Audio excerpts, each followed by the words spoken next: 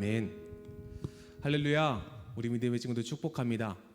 오늘 말씀 같이 보겠습니다. 오늘 우리에게 준 하나님의 말씀은 마가복음 8장 27절에서 29절까지의 말씀입니다.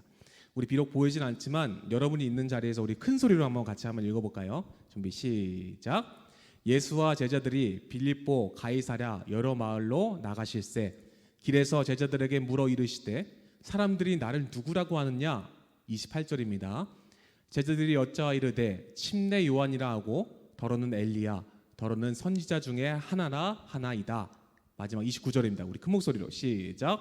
또 물으시되 너희는 나를 누구라고 하느냐? 베드로가 대답하여 이르되 주는 그리스도시니이다 하매. 아멘. 오늘 우리에게 주시는 하나님의 말씀입니다. 자, 제목 같이 한번 읽어볼까요? 시작. 내가 누구냐라는 제목으로 오늘 같이 은혜 나누도록 하겠습니다.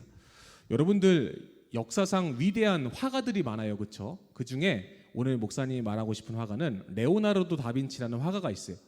근데 이 레오나르도 다빈치가 화가뿐만이 아니라 여러 가지 직업을 갖고 있었는데요. 우리가 근데 가장 레오나르도 다빈치를 잘 아는 품목이라 그랬나요? 직업은 바로 화가입니다. 여러분 모나리자 아세요? 네, 아시죠, 그렇죠? 레오나르도 다빈치는 잘 몰라도 모나리자는 인생에서 한 번 정도는 들어볼 정도로 유명한 작품이 바로 저 모나리자입니다. 또한 살바토르 문디라는 예수님을 그린 이 레오나르도 다빈치 작품이 굉장히 유명해요. 레오나르도 다빈치가 그림을 그리려고 하는데요. 예수님과 제자들을 그리고 있었어요. 예수님과 제자들을 막 그리고 있었는데 친구에게 거의 다 완성된 이 완성본을 친구에게 보여주면서 어떠냐고 물어봤더라고요. 야, 이거 그림 어때?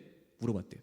근데 친구가 대답하기를 야, 이보게 너무 훌륭하네. 야, 정말 잘 그렸어.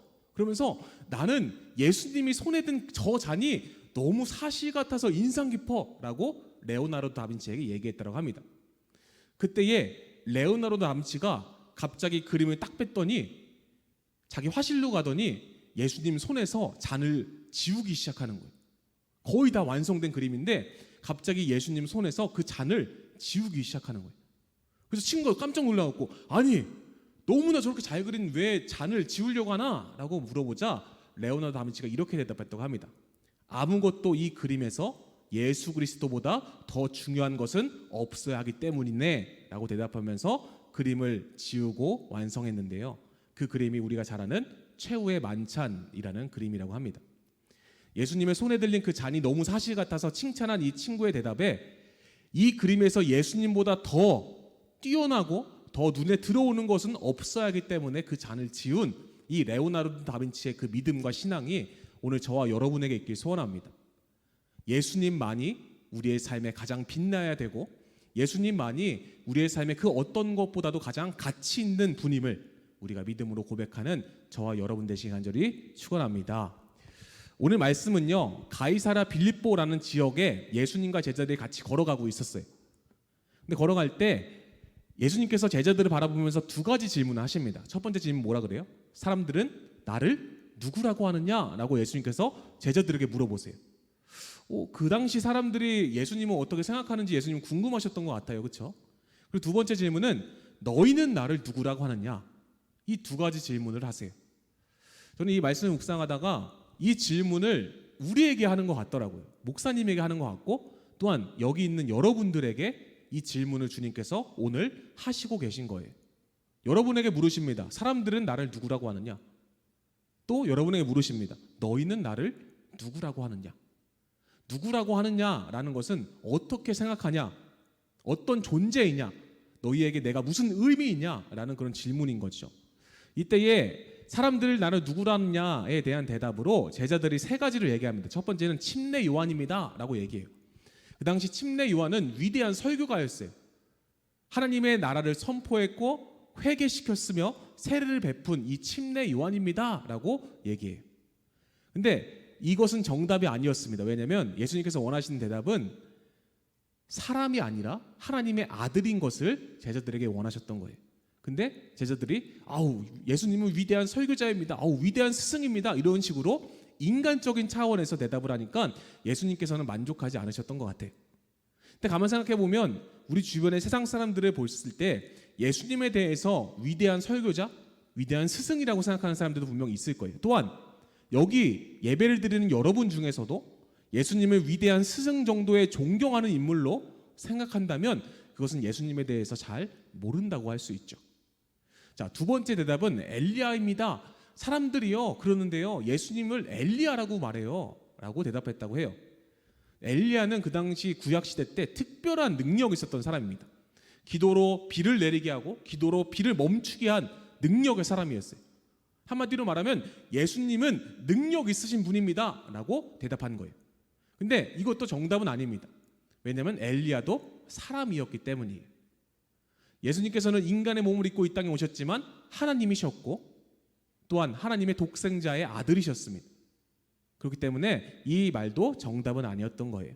마지막 세 번째, 사람들이 막 말하는데 선지자입니다. 제자들이 예수님께 사람들이요 말하는데요 예수님을 선지자라고 하더라고요. 그러면서 하나님께서 특별하게 사용하시는 사람이라고 대답을 해요. 근데 예수님께서도 이 대답을 원치 않으셨어요. 왜요? 다 사람이 들어간 거예요. 침례 요한, 엘리야, 선지자의 공통점이 뭐냐면 사람이라는 거예요. 사람. 위대한 설교가이고 위대한 스승이어도 사람이고 특별한 능력이 있어도 사람이고 또한 하나님이 쓰시고 있어도 사람이라는 거예요.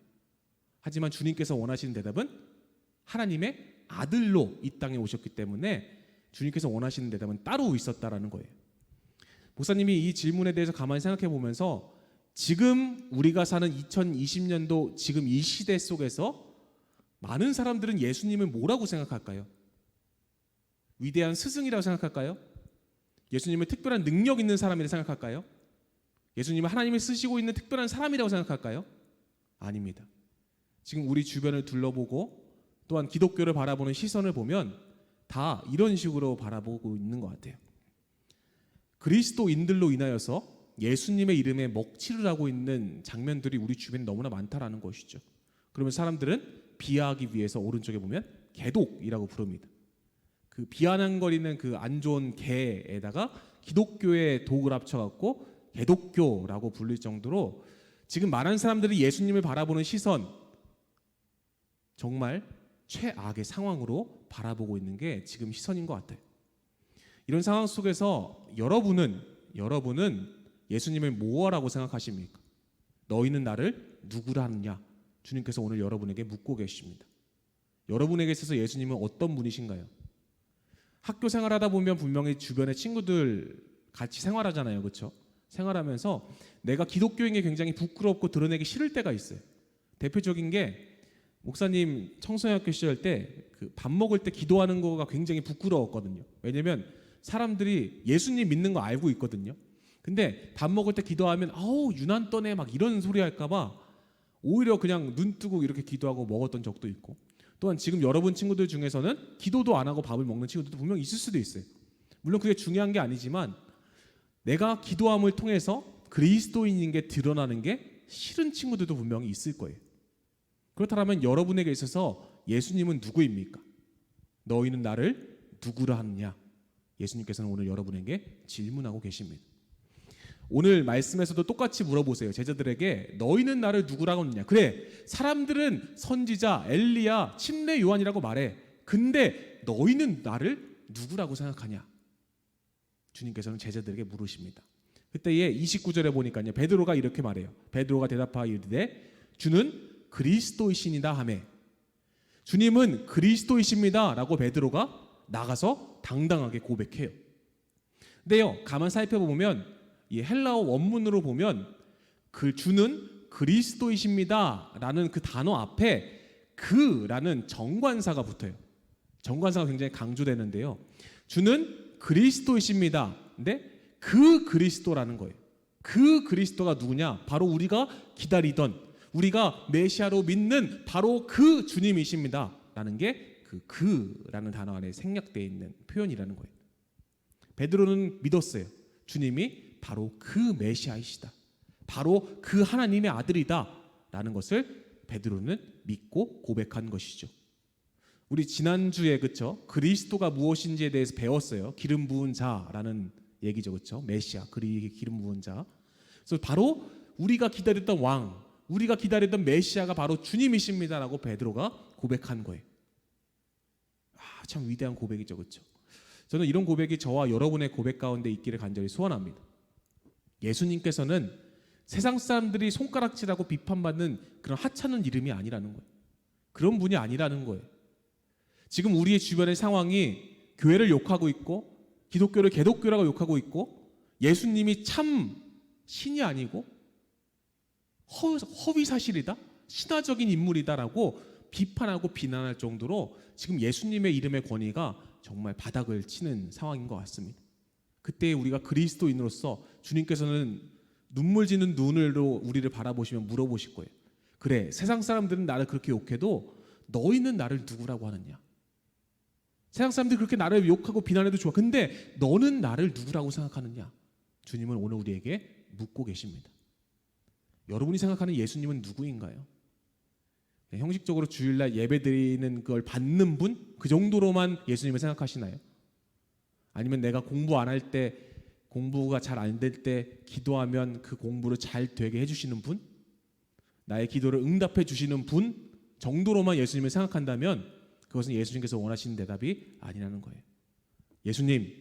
예수님은 바로 그 그리스도이십니다. 바로 내 주님이십니다.